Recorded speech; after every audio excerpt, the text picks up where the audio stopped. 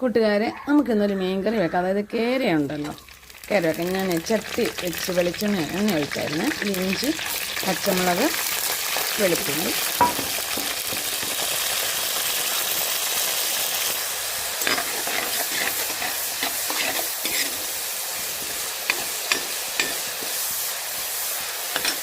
നമ്മുടെ ഇഞ്ചി വെളുത്തുള്ളി ഇരുന്ന് വഴണ്ടിട്ടുണ്ട്.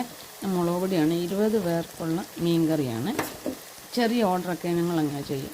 വലുതൊരു 100 മേളിൽ പോവാണെങ്കിലേ ഉള്ളൂ കാറ്ററിംഗ് പാചകക്കാരെ വിളിക്കുന്നത്. ഇപ്പം ഞാൻ 3, 4, 5, അതായത് നമ്മളൊരു വീട്ടിൽ കൊടുക്കുമല്ലേ, അപ്പോൾ അവർക്ക് ഇച്ചിരി ചാറ് കൂടിയാലും കുഴപ്പമില്ലല്ലോ. അപ്പോൾ 4 ടേബിൾ സ്പൂൺ മുളക് പൊടി ഇട്ടിട്ടുണ്ട്. 1 കിലോ മീനുണ്ട് കേട്ടോ. വേണ്ടോട്ടെ, മുളകെല്ലാം ഒന്ന് വഴണ്ടിട്ട് നമ്മുടെ തോട്ടുപുളിയും കൂടെ അങ്ങോട്ട് ഇടുവാണ്.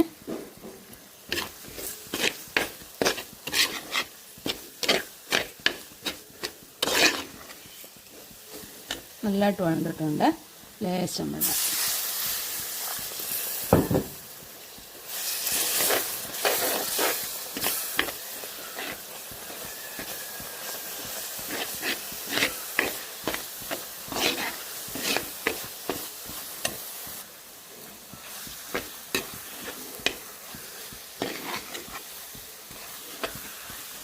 മുളക് പൊടിയെല്ലാം നല്ലതായിട്ട് വഴണ്ടിട്ടുണ്ട്. ആവശ്യം വെള്ളം ഒഴിക്കുവാണ്.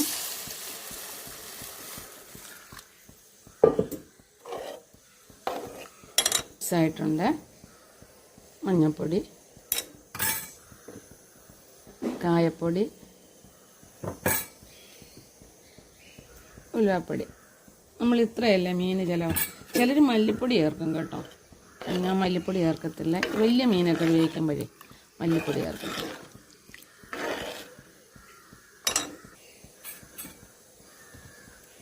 ആവശ്യമായ ഉപ്പ്.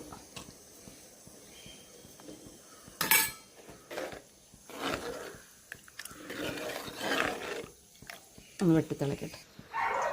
നമ്മുടെ അരപ്പൊക്കെ തിളച്ചിട്ടുണ്ട്. ഞാൻ കഷ്ണം പെറുക്കി ഇടുവാണ്. നല്ല ചൂര പീസാണ്. ചൂരയല്ല, കേര പീസ് നല്ലതായിരുന്നു.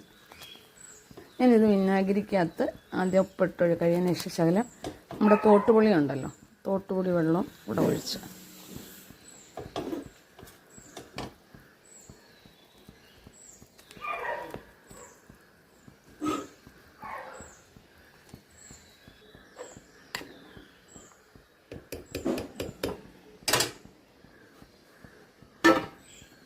അടച്ചു വെക്കും.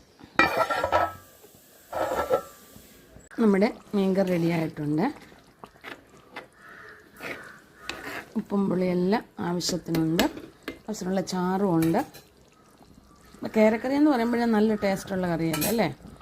ഞാൻ സ്റ്റൗ ആക്കാൻ ഈ മീൻകറി എല്ലാവർക്കും ഇഷ്ടപ്പെട്ടാണല്ലോ.